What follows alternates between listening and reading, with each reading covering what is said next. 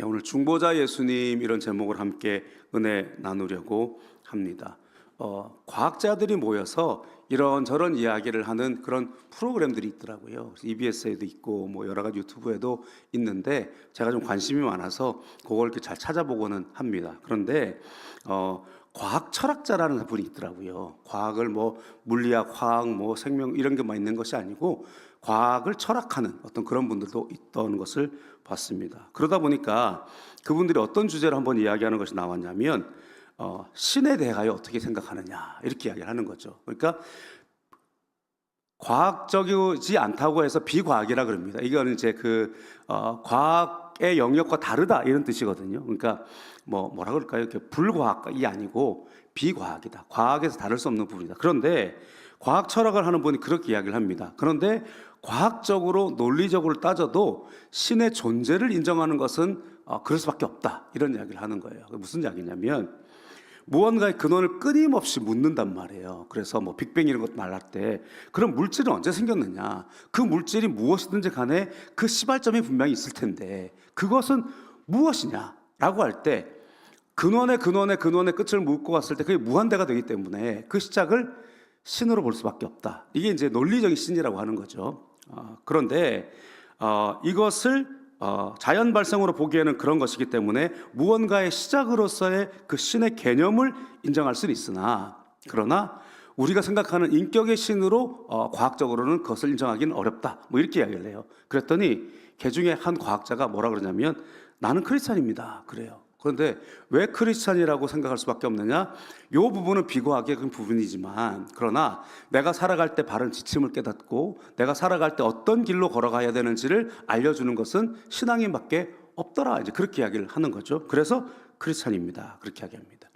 여기에도 뭔가 좀 정답은 빠져 있는 것 같습니다. 왜 그러냐면 우리가 지금 모든 근원을 따져보는 어떤 신의 존재에 대한 것들, 그리고 어쩌면 도덕적으로 윤리적으로 내가 살아갈 지침을 찾는 종교적인 어떤 그런 종교의 모습들, 이것들은요 특별 계시가 빠져 있는, 우리가 사람에게 있는 논리와 사람에게 있는 어떤 도덕성으로 따라갈 수 있는 것의 한계에 있는 것입니다. 그러나 우리 예수님은 우리 가운데 다만 그렇게 오신 것은 아닌 것을 우리가 알 수가 있습니다. 요한복음은 기적과 메시지 중심으로 돼 있어요. 그래서 이제 미라클러스 사인이다 제가 그랬잖아요. 그래서 미라클이라고 하는 기적이 나타나고 그 다음에 사인이 있어요. 사인이 있다는 것은요, 미라클보다 더 중요한 것은 사인이라는 거예요. 그래서 요한복음을 여러분 이제 자세히 보시면, 제가 이제 이 사순절에 뭐 순차적으로 하고 있는 건 아니지만 요한복음을 주로 보고 있는데요. 이 요한복음을 보면 기적의 사건이 한번 딱 나와요. 기적의 사건이 한번 딱 나오고 난 다음에 예수님께서 그 기적을 보여주시고 내가 빛이다, 내가 생명이다 이렇게 바로 말씀하시는 경우도 있지만 대부분의 어떤 일들이 생기냐면 기적을 한번 딱 행하시면 사람들이 이 일에 대한 의미를 찾아요. 그러니까 기적이 딱 나타났으니까 이게 무슨 일인가 하고 자기네들이 고민한단 말이에요. 그러면서 무언가 스스로들 막 논쟁을 합니다. 마치 그 과학자들이 하는 것처럼 그렇게 논쟁을 하지만 답을 찾지 못해요. 그러면 예수님께서 그것이 아니고 나는 이렇게 왔다, 나는 아무개다, 이렇게 이제 예수님께서 자기 계시를 쭉 해주시는 메시지가 나옵니다. 그러니까 우리는 대개 이렇게 요한복음을 봅시다 이러면 되게 기적 중심으로 봐요. 그러다 보니까 기적 중심으로 말씀을 많이 전하니까 기적은 우리 가운데 뻔하죠. 그러니까 오늘 말씀을 앞에도 38년 된 병자가 고침받는 사건이 나오거든요. 그러면 38년 된 병자가 고침받은 사건이 나오고 바로 넘어가는 것이 아니라 이 긴 설명의 과정이 있어요. 그런데 이 긴 설명의 과정은 좀 어려워요. 그래서 보통 잘 설교를 안 하고 넘어갑니다. 그런데 오늘은 이 긴 설명의 과정으로 말씀을 전하려고 그래요. 그러니까 여러분, 어렵진 않은데요, 좀 길어요. 그리고 어렵진 않은데 이게 지금 예수님이 자기 계시를 해주시는 내용이기 때문에 논리적으로 좀 따라가야 돼요. 그러니까 여러분 집중을 좀 하셔야 돼요. 오늘 할렐루야. 네. 머리도 이렇게 한번 좀 흔드시고. 네. 제가 약간 걱정이 돼서 그래요. 자, 어쨌든 그런 내용을 좀 말씀해 주신 내용인데요. 자, 아까 말씀드린 것처럼 오늘 본문 바로 앞에 있는 내용은 38년 된 병자를 고친 사건이 나옵니다. 그런데 38년 된 병자를 고치신 사건이 그 놀라움에 그냥 끝난 것이 아니고요, 예수님께서 무언가를 하나 더 요구하십니다. 이 병자에게 뭐라고 말씀하셨냐면 너의 침상을 들고 걸어가라 이렇게 말씀하셨어요. 그런데 문제는 그날이 안식일이에요. 그런데 이 고침받은 사람은 예수님이 누구지를 몰랐어요, 그 당시에. 그런데 그냥 고침을 받았어요. 그리고 침상을 들고 걸어가라 했으니까 그냥 걸어간 거예요. 이날이 안식일인지 뭔가 신경 쓸 여를이 없어요. 그죠? 그러니까 본인이 38년이나 이 실로암 연못가에서 누워 있다가 고침받았으니까 그분이 침상 들고 걸어가라는데 무슨 따질 게 있겠어요. 그래서 걸어갔어요. 그런데 사람들은 그걸 보고 난 다음에 야, 너 서봐. 왜요? 안식일인데 왜 들고 가? 이게 노동이 되는 거거든요. 당시에 안식일의 법에. 그랬더니 나를 고쳐주신 분이 들고 가라 그랬어요. 그분이 누군데? 모르겠는데요. 이렇게 된 거예요. 근데 예수님이 다시 찾아와 주셔서 다시금 말씀을 전해주시고 다시는 죄를 짓지 마라. 그리고 너의 영혼이 구원받았다라고 말씀해 주신 거예요. 그러고 난 다음에 다시 제사장들한테 가서 그분이 예수님이라 그랬던데 이렇게 된 거예요. 여러분, 우리들도 마찬가지입니다. 우리 가운데 이런 표적이 나타나야 됩니다. 그래서 우리가 무언가 고침을 받고 우리가 사람이 달라지고 삶의 복을 받고 그러면 사람들이 궁금해서 물어보게 돼 있어요. 저 사람은 어떻게 하다가 저렇게 됐지? 그때에 복음이 예비되어 있어야 할 줄로 믿습니다. 우리의 삶이 메신저가 돼야 돼요. 그런데 그러다 보니까 이때 예수님께서 이제는 설명을 쫙 해주는 거예요. 그래서 사람들이 예수님께 찾아왔어요. 아니 당신이 뭔데 안식일 날 사람 보고 짐을 들고 걸어가라고 하느냐? 그렇게 묻는 거죠. 그래서 뭐라고 말씀하냐면 나는 하나님 아들인데 하나님 일하시니까 나도 일하는데 이런 식으로 말씀을 전하는 거예요. 그러면서 예수님 오늘 우리 가운데 전해주고자 하는 것은 뭐냐면 예수님이 왜 육신으로 오셨는지를 말씀해 주시는 거예요. 예수님께서 왜 이 땅에 오셔야만 했고 예수님께서 왜 그와 같은 행동들을 하시며 예수님이 종국에 해야 되는 일이 뭔지를 말씀해 주시는 거예요. 그거를 한마디로 하면 중보자다 그렇게 됐습니다. 중보자라고 하는 말은 뭐냐면요, 법적으로 권리적으로 모든 일을 행하기가 복잡할 경우에 누구 대리자를 우리가 마련하게 됩니다. 쉽게 말하면 프로스포츠 선수들이나 연예인들은 자기를 어떻게 몸값을 가지고 잘 이렇게 팀을 찾기 위해서 에이전트라고 하는 게 있어요. 그래서 내가 어느 정도 실력이 있고 내가 어느 정도의 능력이 있으니까 나의 몸값에 맞는 작품을 만나게 해주든지 혹은 거기 활동을 잘할 수 있는 팀을 만나게 해주든지 그걸 감당하는 누군가가 있어요. 이 사람은 이제 상대방이 어떤 팀과도 관계가 좋아야 되고 그리고 그 어떤 분야에서 열심히 일하는 전문가가 되어져서 나의 법적인 권리들도 잘 이렇게 보호해 줄 수 있고 뿐만 아니라 나의 가치를 증대시켜 줄 수 있는 그런 어떤 중간자 역할을 한단 말이죠. 때로는 우리가 쉽게 이렇게 집을 얻을 때 공인중개사를 우리가 통하기도 하고 또 법적인 업무를 볼 때는 법무사, 변호사 그리고 회계적인 일들은 회계사 그리고 세무사 이런 걸 한단 말이죠, 그죠? 그러면서 우리 가운데 중간적인 일을 해주는 사람을 찾게 되는 것입니다. 우리나라에서는 용어가 좀 부정적이기도 합니다만은 미국에서는 합법적인 로비스트가 있다, 그런 이야기도 제가 들은 적이 있습니다. 당연히 그와 같은 중개 업무를 보는 사람은 관련 지식이나 관계나 이런 것들이 충분해야 되고 이용자의 권익을 보호해 줄 수 있는 그런 자가 돼야 됩니다. 이게 이제 중개의 업무이고요. 근데 이거 중보라고 하는 것은 이 중개의 중자와 담보도 하나 들어있어요. 담보. 그래서 그러면 당신을 어떻게 믿느냐라고 할 때에 그것에 충분한 어떤 담보를 걸어 놓는 거잖아요. 그래서 이것을 통해서 그럼 배상을 해줄 수 있는 그 모든 것들을 감당하게 됩니다. 그래서 예수님은요, 이 중개자의 역할을 할 뿐 아니라 이 역할을 가지고 있는 권한도 있어야 되고 그리고 충분한 그 능력을 가지고 있는 담보가 되는 어떤 그런 힘이 있어야 되는 것입니다. 그래서 복잡한 그 관계 속에서 예수님이 친히 이 땅 가운데 오셔야만 됐던 것입니다. 그것을 우리가 이렇게 이제 막연하게 개념적으로 설명을 했다면 오늘 말씀으로 예수님께서 어떻게 설명하고 있는지를 우리가 보게 될 텐데요. 조금 어떻게 보면 논리적으로 복잡한 과정일 수 있으니까 똑바로 생각하시고 그러나 어렵진 않습니다. 이렇게 생각해 보면 논리적으로 그렇게 보여질 것입니다. 자, 중보가 필요하게 된 이유는 뭐냐? 그러면 하나님과 우리 가운데 직접적으로 마주할 수 없게 되었기 때문에 중보가 필요한 겁니다. 원래 우리는 하나님과 우리가 얼굴을 마주대하던 그런 존재였던 걸 우리가 알고 있죠. 태초에 하나님 우리를 창조하셨을 때는요, 하나님 형상이 우리 가운데 그대로 다 들어와 있었습니다. 창세기 1장 26절에서 28절입니다. 같이 읽어보겠습니다. 하나님이 이르시되 우리의 형상을 따라 우리의 모양대로 우리가 사람을 만들고 그들로 바다의 물고기와 하늘의 새와 가축과 온 땅과 땅에 기는 모든 것을 다스리게 하자 하시고 하나님이 자기 형상 곧 하나님의 형상대로 사람을 창조하시되 남자와 여자를 창조하시고 하나님이 그들에게 복을 주시며 하나님이 그들에게 이르시되 생육하고 번성하여 땅에 충만하라 땅을 정복하라 바다의 물고기와 하늘의 새와 땅에 움직이는 모든 생물을 다스리라 하시니라. 아멘. 하나님과 우리 가운데 다른 중보가 필요 없었어요. 이때는요. 그냥 하나님께서 우리를 만드셨고 우리 안에 하나님의 생기를 넣어주셨고 우리에게 하나님 형상을 만들어 주셔서 우리를 오히려 하나님의 대리자로 세상을 다스리도록 허락해 주셨던 것입니다. 그런데 우리가 알고 있는 것처럼 그들이 범죄함으로 말미암아 하나님과 사람 사이에 죄악의 담이 생기고 하나님과 사람 사이에 두려움이 생기고 결국에는 인간은 하나님을 바라볼 수 없는 존재가 되어버리고 말았습니다. 창세기 3장 8절 10절입니다. 그들이 그날 바람이 불 때 동산에 거니시는 야훼 하나님의 소리를 듣고 아담과 그의 아내가 야훼 하나님의 낯을 피하여 동산 나무 사이에 숨은지라 야훼 하나님이 아담을 부르시며 그에게 이르시되 내가 어디 있느냐 이르되 내가 동산에서 하나님의 소리를 듣고 내가 벗었으므로 두려워하여 숨었나이다.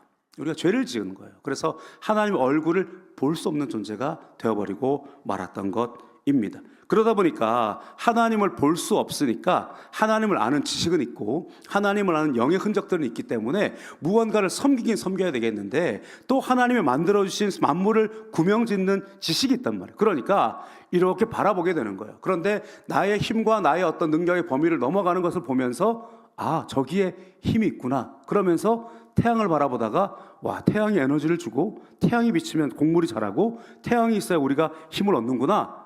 와, 태양은 신이다. 이렇게 되는 거예요. 그것이 여러 가지 범신의 많은 것들에 그래서 모든 것들을 신이라고 여기는 거죠. 바람이 불면 바람이 신이라고 여기고 바다에는 바다가 신이라고 그러고 또 무서운 짐승이 나타나면 짐승이 신이라고 그러고 그랬던 우리들의 모습이 되게 된 것입니다. 뿐만 아니라 그러다가 이제 인격적으로 어떤 지식적으로 높아지고 나니까 그런 짐승이 우리 가운데 뭘 해줄 수 있는 것이 아니라 인격적으로 도덕적으로 세상 가운데 큰 일을 행한 어떤 사람이 신이구나 라고 느끼게 되는 거죠. 그래서 무언가 부처를 만들기도 하고 마호메트를 만들기도 하고 그렇게 만들어가는 것이 세상이 만들어 놓은 신입니다. 그러나 그들은 하나님과 우리 사이에 중보가 될 수 없습니다. 왜냐하면 하나님과 우리 사이에 중보가 되려면 하나님께로부터 온 자가 되어야 되고 온전히 사람의 것들을 대신할 수 있는 그런 분이 되셔야 되기 때문에 그렇습니다. 그래서 하나님께서 우리 가운데 이 중보가 되신 예수님을 먼저 보내주기 전에는 그 중간 역할을 감당할 수 있는 사람들을 통해서 역사를 하셨고 또 우리 가운데 율법과 제도라고 하는 어떤 그런 것들을 통해서 하나님께 나오게 하셨고 예배라고 하는 것도 우리 가운데 어떤 담보가 되는 피를 제사로 하는 그 제물을 가지고 주님 앞에 나오도록 허락하여 주셨던 것입니다. 출애굽기 20장 18절에서 21절에 보면은요 모세가 하나님 앞에 그 음성을 듣고 십계명을 우리 가운데 주기 전에 십계명을 하나님께서 우리 가운데 직접 허락하실 때가 있거든요. 그 모습을 보면 아까 말씀하신 출애굽기 20장 18절에서 21절입니다. 같이 읽겠습니다. 뭇백성이 우레와 번개와 나팔 소리와 산의 연기를 본지라 그들이 볼 때 떨며 멀리 서서 모세에게 이르되 당신이 우리에게 말씀하소서 우리가 들으리이다. 하나님이 우리에게 말씀하시지 말게 하소서 우리가 죽을까 하나이다. 모세가 백성에게 이르되 두려워하지 말라. 하나님이 임하시면 너희를 시험하시고 너희로 경외하여 범죄하지 않게 하려 하심이니라. 백성은 멀리 서 있고 모세는 하나님 계신 흑암으로 나아가니라. 이게 이제 시내산에 올라간 모습이거든요. 그러니까 하나님이 처음에는 십계명 말씀을 모두에게 말씀해 주셨어요. 그런데 너무 무서운 거예요. 왜냐하면 우리는 범죄한 인간이라 하나님의 그 거룩을 경험하면 죽을 것 같은 거예요. 그러니까 하나님이 말씀하지 말고 당신이 말씀해 주세요. 이게 모세가 이제 중보자로 서게 되는 것입니다. 그래서 순간중간에 우리 가운데 때로는 중재자로, 때로는 선지자로, 때로는 지도자로 그렇게 무언가 중재 역할을 감당하는 그런 일들이 우리 가운데 생겨지게 된 것입니다. 그래서 우리 가운데 그런 이 선지자들과 또 그런 어떤 사명을 감당하는 사람들을 주게 되었는데요. 신명기 말씀에도 그것들 이렇게 말씀하고 있습니다. 조금 길지만 제가 읽어보겠습니다. 신명기 18장 15절에 20절입니다. 내 하나님 야훼께서 너희 가운데 내 형제 중에서 너를 위하여 나와 같은 선지자 하나를 일으키시리니 너희는 그의 말을 들을지니라. 이건 예수님을 예표하는 것입니다. 이것이 곧 내가 총회의 날에 호렙산에서 내 하나님 야훼께 구한 것이라. 곧 내가 말하기를 내가 다시는 내 하나님의 야훼의 음성을 듣지 않게 하시고 다시는 이 큰 불을 보지 않게 하소서. 두렵거늘 내가 죽을까 하나이다 하매 야훼께서 내게 이르시되 그들의 말이 옳도다. 내가 그들의 형제 중에서 너와 같은 선지자 하나를 그들을 위하여 일으키고 내 말을 그 입에 두리니 내가 그들에게 명령하는 것을 그가 무리에게 다 말하리라. 누구든지 내 이름으로 전하는 말을 듣지 아니하는 자는 내게 벌을 받을 것이요 만일 어떤 선지자가 내가 전하라고 명령하지 아니한 말을 제 마음대로 내 이름으로 전하든지 다른 신들의 이름으로 말하면 그 선지자는 죽임을 당하리라 하셨느니라. 결국에 선지자라고 하는 중재자를 통해서 말씀하셨는데 이 선지자의 온전함, 이 선지자의 완전함, 예수님이 되시는 것입니다. 그렇기 때문에 예수님이 오셔서도 그 중보의 방식을 택하신 거예요. 예수님 오셔서 그 예언하신 말씀 그대로 우리 가운데 허락하여 주신 것입니다. 요한복음 5장 19절 20절입니다. 다시 같이 읽어보겠습니다. 그러므로 예수께서 그들에게 이르시되 내가 진실로 진실로 너희에게 이르노니 아들이 아버지께서 하시는 일을 보지 않고는 아무것도 스스로 할 수 없나니 아버지께서 행하시는 그것을 아들도 그와 같이 행하느니라. 아버지께서 아들을 사랑하사 자기가 행하시는 것을 다 아들에게 보이시고 또 그보다 더 큰 일을 보이사 너희로 놀랍게 여기게 하시리라 말씀합니다. 그러니까 모세가 행하였고 모세와 그 다음에 예언되었던 선지자들이 행하였고 그런데 이것이 정말 완전한 중보자로 오기 위해서 아들이 오셔야 된다는 거예요. 그래서 하나님의 말씀을 아들이 말씀해 주시고 또 우리들에게 그대로 여겨주시는 그 말씀을 허락하여 주신 것입니다. 지금도 마찬가지입니다. 하나님께서 보이지 않는다고 해서 하나님 음성이 들리지 않는다고 해서 하나님이 계시냐고 질문하지만 정말로 하나님이 정말로 나를 만나려고 할 때 하나님 정말로 우리의 삶을 개입하려고 할 때 우리는 하나님 잠시 떠나 계시라고 그렇게 말할 때가 있어요. 그런데 지금은 대리자가 필요 없어요. 우리 예수님께서 오셨기 때문에 이제는 하나님 앞에 담대히 나아갈 수 있어야 할 줄로 믿습니다. 근데 여전히 우리가 천주교나 아직까지 그런 데 보면 무언가 사제를 찾아가기도 하고 무언가 성자들의 이름을 부르기도 하고 그렇게 하는 것들을 바라보게 돼 있어요. 그런데 여러분 지금도 어떨 땐 그래요. 정말 하나님 앞에 내 모습 하나님 다 알고 계시는데 내가 주님 앞에 무언가를 구해도 되는가? 내가 주님 앞에 이 죄신 모습 그대로 주님 앞에 나와도 되는가? 그럴 때가 있지요. 그런데 그 마음이 있어야 됩니다. 왜냐하면 주님께서 우리를 그냥 만홀히 보시진 않거든요. 여러분 우리가요 뭐 좀 다른 이야기긴 한데 신앙적으로 엄청나게 각성하게 되는 계기가 있는 경우들이 있어요. 어떨 때 그런 계기가 있냐면요 귀신 들린 사람 우리 안에 있으면 신앙적으로 엄청나게 각성하게 됩니다. 여러분 잘 모르시죠 무슨 말인지. 예전에 좀 그런 생각을 좀 해본 적이 있는데요. 그런 사람들이 한두 번 오잖아요. 그러면 그냥 이렇게 뭐랄까 요즘 이렇게 신경정신적으로 문제가 있는 분들 말고 진짜 그런 분들이 오면 귀신같이 알거든요. 그래서 딱 귀신 쫓으려고 그러면 딱 쳐다보고 어디서 장사치 같은 손길로 나를 붙잡으려고 그래 저리 가 뭐 이래요.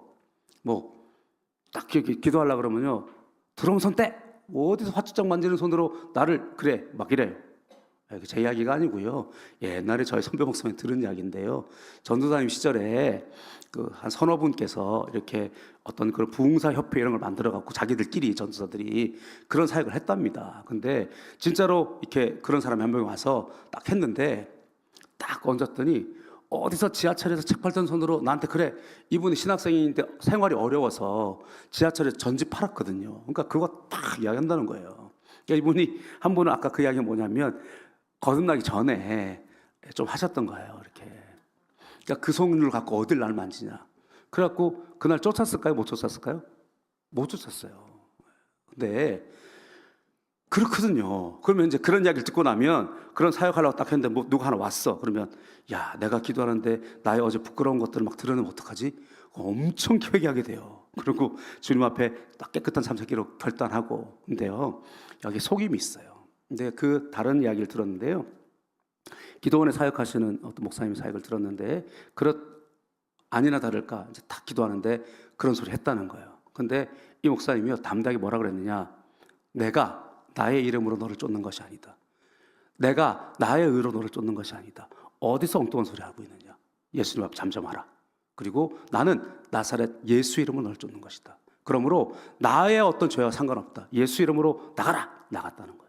그러니까 우리가 속으면 안 돼요. 사탄은 우리 가운데 계속 정죄하고 두렵게 만들거든요. 그러나 우리는 예수 그리스도 보혈 정결함 받았습니다. 그리고 우리가 예수 이름으로 권능을 행하는 것입니다. 그러므로 우리는 그것을 철저하게 붙잡아야 돼요. 하지만 우리들이 하나님 앞에 나아갈 때는 우리가 정직하고 솔직하게 나아가야 합니다. 그러므로 히브리서 말씀은요, 그 제사의 법칙, 레위서의 말씀을 기본으로 가지고 있거든요. 그런데 거기에 예수님 앞에, 하나님 앞에 나아가는 방법에 대해서 이렇게 설명을 하고 있어요. 함께 읽어보겠습니다. 히브리서 4장 12절 13절입니다.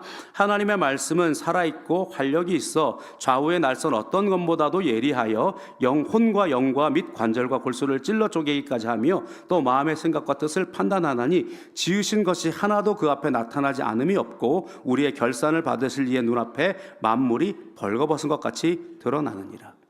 여러분, 말씀을 읽을 때요, 이렇게 말씀을 우리가 역사해야 돼요. 말씀이 살았고 활력이 있어서 좌우의 날선 어떤 것보다 예리해서 뭘 쪼개느냐? 내 혼과 영을 쪼개는 거예요. 그리고 나의 관절 곳을 쪼개는 거예요. 마음과 생각을 다 드러내는 거예요. 만물을 벌거벗은 것처럼 하나님 앞에 다 드러낸단 말이에요. 하나님 앞에 숨길 수 있는 게 없어요. 하나님 앞에 내 모든 치부와 내 모든 연약함과 내 모든 과오들을 다 드러내야 돼요. 그러면 이것을 드러내고 난 다음에 우리가 어떻게 고백할 수밖에 없느냐? 주여 나를 떠나소서, 나는 죄인입니다 라고 밖에 말할 수 없잖아요. 그런데 주님이 나를 떠나면 안 되잖아요. 그럼 어떻게 되느냐? 그 이어지는 말씀이 히브리서 4장 14절에서 16절에 나옵니다. 읽어보겠습니다. 그러므로 우리에게 큰 대제사장이 계시니 승천하시니 곧 하나님의 아들 예수시라. 우리가 믿는 도리를 굳게 잡을지어다. 우리에게 있는 대제사장은 우리의 연약함을 동정하지 못하실 리가 아니요 모든 일에 우리와 똑같이 시험을 받으시니로되 죄는 없으시니라. 그러므로 우리는 긍휼하심을 받고 때를 따라 돕는 은혜를 얻기 위하여 은혜 보좌 앞에 담대히 나아갈 것이니라. 아멘. 말씀은요, 나를 벌거벗은 것처럼 드러내야 돼요. 계속 우리가 말씀을 읽을 때마다요, 내가 죄인이구나, 나는 죽을 수밖에 없구나, 나는 정말로 이렇게 악한 사람이구나 고백해야 돼요. 그러면서 어떡합니까? 때를 따라 돕는 은혜를 얻기 위하여서 우리에게 있는 대제사장은 우리의 모든 걸 알고 계시기 때문에 그 예수님을 의지하여서 오늘도 나아가는 것입니다. 이것을 해주시는 분이 예수님이세요. 우리에게는 오직 한 분 예수님만 중보자십니다. 그렇기 때문에 그 예수님을 의지하여서 은혜 보좌 앞에 뭐라고 되어 있습니까? 담대히 나아갈 것이니라. 할렐루야. 우리 예수님께서 나의 모든 죄를 다 씻어주셨어요. 오늘도 주님 앞에 드러난 나의 모습이 너무나 부끄럽지만 그럼에도 불구하고 예수 그리스도의 보혈을 의지하여서 지성소로 들어갈 수 있는 거예요. 아니, 우리 성령께서 내 안에 이미 성전 삼으시고 내 안에 들어와 계신 거예요. 할렐루야. 그러므로 중보자 예수님을 반드시 붙잡아야 되는 줄로 믿습니다.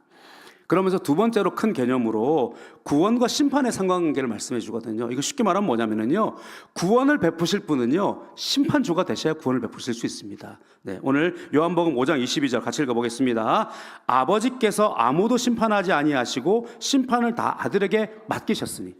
예수님이 심판의 권세를 가지고 있다는 거죠. 요한복음 5장 24절입니다. 같이 읽어보겠습니다. 내가 진실로 진실로 너희에게 이르노니 내 말을 듣고 또 나라 보내신 이를 믿는 자는 영생을 얻었고 심판에 이르지 아니하나니 사망에서 생명으로 옮겨졌느니라. 그래서 요한복음 5장 24절 제가 지웠나요?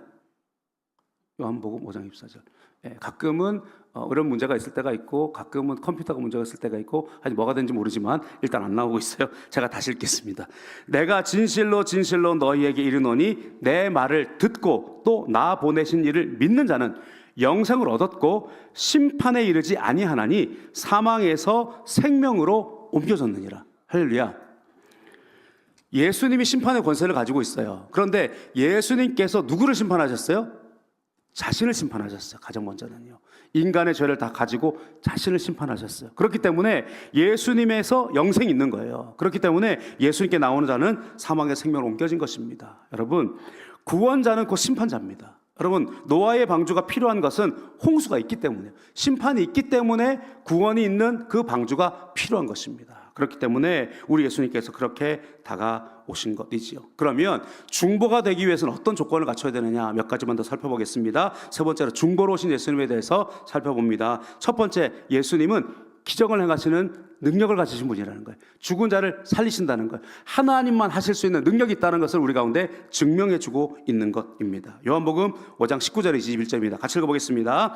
그러므로 예수께서 그들에게 이르시되 내가 진실로 진실로 너희에게 이르노니 아들이 아버지께서 하시는 일을 보지 않고는 아무것도 스스로 할 수 없나니 아버지께서 행하시는 그것을 아들도 그와 같이 행하느니라. 아버지께서 아들을 사랑하사 자기가 행하시는 것을 다 아들에게 보이시고 또 그보다 더 큰 일을 은혜를 보이사 너희로 놀랍게 여기게 하시리라. 아버지께서 죽은 자들을 일으켜 살리심 같이 아들도 자기가 원하는 자들을 살리느니라. 아멘. 이것은 아버지의 역할이다. 아버지의 능력이다. 그런데 아들에게 주신 것이다. 그러므로 나는 하나님의 아들이 맞다라고 말씀을 하고 있는 것입니다. 그런데 오늘 우리가 주목해야 될 한 단어가 있습니다. 19절에 뭐라고 되어 있냐면 우리를 죽은 자라고 말씀하세요. 죽은 자. 여러분, 예수 믿지 않은 사람은요, 죽어가는 자가 아닙니다. 저 죽어가는 백성들에게 아닙니다. 우리는 죽어가는 자가 아니고요, 예수 안에 예수가 없는 사람들은요, 죄 안에서 죽은 자들입니다.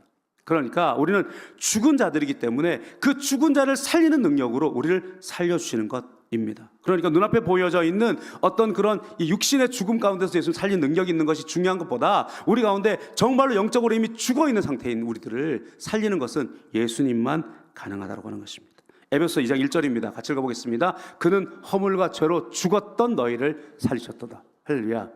죽어가는 자가 아니에요. 우리는 이미 죽은 자들입니다. 두 번째로 죽은 자를 살리시려면 뭘 해야 되느냐? 부활의 주님이 되셔야 되거든요. 부활의 주님. 자, 요한복음 5장 26절 29절입니다. 같이 읽어보겠습니다. 아버지께서 자기 속에 생명이 있음 같이 아들에게도 생명을 주어 그 속에 있게 하셨고 또 인자됨으로 말미암아 심판하는 권한을 주셨느니라. 이를 놀랍게 여기지 말라. 무덤 속에 있는 자가 다 그의 음성을 들을 때가 오나니 선한 일을 행한 자는 생명의 부활로 악한 일을 행한 자는 심판의 부활로 나오리라. 우리 예수님이 죽으시고 부활하셨기 때문에 그 권세를 가지시고 우리가 모든 사람들을 부활할 수 있는 예수 안에서 구원의 능력을 허락하여 주셨다고 하는 것입니다. 그런데 이제 뒤에 나오는 두 가지는요, 우리는 크게 좀 잘 모르는 그 내용이에요. 그러나 유대인들에게는요, 그들 가운데 쭉 이어져 왔던 구약의 말씀의 그 권한이 생명같이 느껴집니다. 그렇기 때문에 요한의 증거와 모세의 증거가 이것을 증명하고 있다. 그렇게 말씀하고 있어요. 말씀을 확인하고 넘어가겠습니다. 요한의 증거입니다. 요한복음 5장 36절 같이 읽어보겠습니다. 내게는 요한의 증거보다 더 큰 증거가 있으니 아버지께서 내게 주사 이루게 하시는 역사 곧 내가 하는 그 역사가 아버지께서 나를 보내신 것을 나를 위하여 증언하는 것이요. 모세의 증거가 있습니다. 요한복음 5장 39절입니다. 네.